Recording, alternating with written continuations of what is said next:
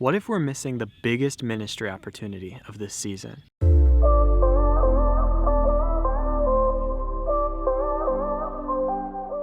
Well, hey guys, what is up? Welcome back. It is so good to be here with you all today, making another quarantine convo as we talk about life and ministry in this season. How do we live out our faith faithfully in a time of social distancing and stay-at-home orders? It's tricky, it's messy, it's complicated, but we're having a lot of fun discussing it. I hope you're enjoying it as much as I am. And today I want to talk about the fact that perhaps we're missing the greatest ministry opportunity that we have in this season. As someone who works for a church, I've experienced firsthand what this season is like, and I can tell you that for me, my hours have gone way up, not down, as some might expect. I do social media for a church, and we have been constantly looking for new and innovative ways to stay in touch with the congregation during this time. And I've seen other churches doing it, and they're doing fantastic jobs. And I truly believe that the church is going to come out of this season stronger than ever, better able to leverage the 167, as we say, the 167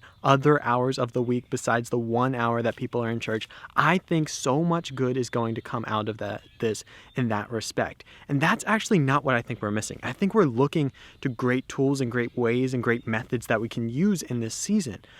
But what I'm scared we might be missing is the opportunity God is giving us to slow down a little bit and grow deep rather than growing fast. You see, it's so tempting in church and in life and in just our own personal faith journey to want to see fruit quickly. We want to grow. We want to see development. We want to grow fast. We want our graphs to go up and to the right. We want to see exponential growth, and we want it fast. We want it like Amazon Prime fast if possible. And I get that, and I've been there. But I think perhaps what we're being offered in this season is the opportunity to grow our roots and not just look for fruit. We're having this opportunity to sit at the feet of Jesus and say, God, what would you teach me in this season? Because so often we get caught up in running around doing this and doing that, and we oftentimes actually fall more in love with ministry than the maker, more in love with the mission than the Most High. And I think God is giving us a heart check on this right now. Are we more obsessed with growing churches than we are with knowing God? And I've had to talk through that with God in my own quiet time and just come to that sobering place of, God, would you make my heart long for what you long for? Would you make me a man after your own heart? Would I love you more than anything? And in this season, I'm reminded of, the 30 years of Jesus' life before he went into ministry. No one today would give Jesus that life advice. Everyone would be like, you got to start this early. Like by the time he was 12, he was teaching in the temple. They would have said, come on, let's keep that. But we don't see that. We see God taking time to really just prepare for ministry, to go through everyday life. And I think sometimes we're too impatient with ministry. And I'm also reminded of the story of Mary and Martha. And it's a familiar one, and I'm sure you've heard it, but I want to just bring it back up to you today. It's only a couple verses. We find it in Luke 10:38, and it says this: Now as they went on their way, Jesus entered a village, and a woman named Martha welcomed him into her house. And she had a sister called Mary who sat at the Lord's feet and listened to his teaching. Goes on, but Martha was distracted with much serving. She went up to him and said, Lord, do you not care that my sister has left me to serve all alone? Tell her then to help me.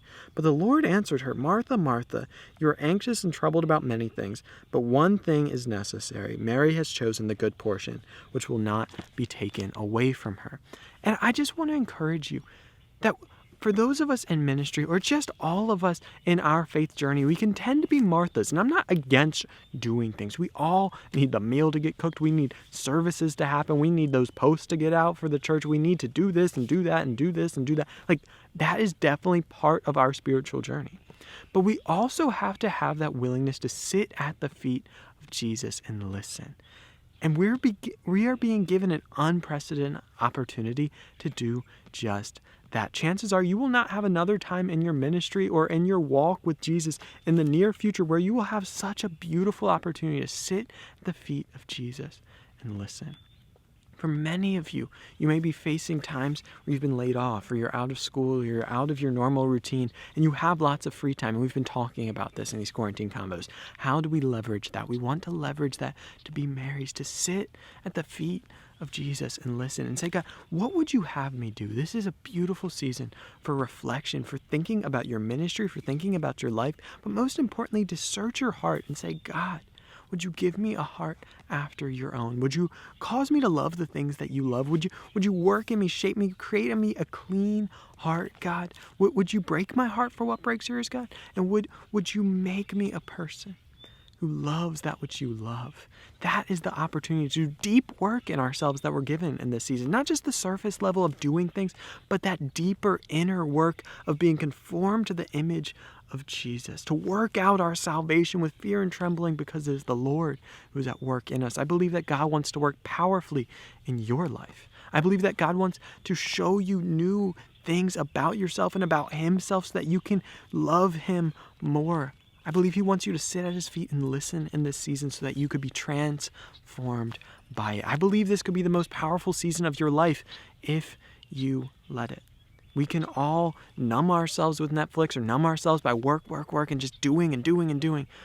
But will you take time to be still, to rest, to sit at the feet of Jesus and listen? That's my challenge to you, and I hope that you do it, and I hope that it produces fruit in your life by focusing not on the fruit, but focusing on the root in the season. You got to grow deep before you can grow tall. Take that principle and apply it in this season. I think it'll make a big difference. Well, thank you guys so much for watching this video. Truly, that means so much to me. I really, really do appreciate that.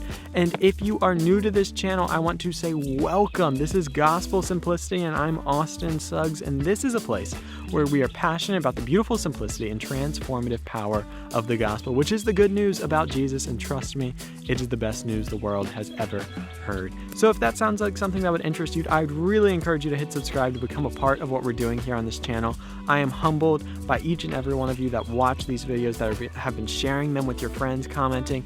It means the world to me, and I would love to have you along for the journey as well. Until next time, guys, be sure to be on the lookout for more videos, and as always, go out and love God and love others, because truly, above all else, that will change the world.